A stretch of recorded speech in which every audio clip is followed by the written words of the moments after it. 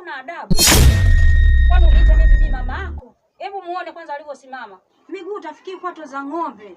Ona mikono yake. Utafikiri anachimba makaburi hivi. Hebu muone macho yale kwanza. Huo utafikiri sijui kisiki cha mpingo vile.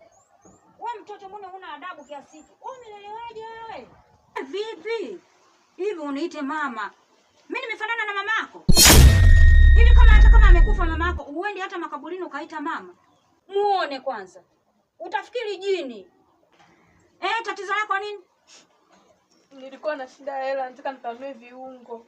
Hebu nenda ndani umo mezani hapo, nenda kafunue kitambaa. Muone kwanza. Hana hata adabu. Yaani hana adabu kabisa, sijui mtoto amelelewaje huyu. Sijui ni kabila gani. Yaani nimelala hapo anakuja kuniamsha usingizini. Kwani hii heshima kweli?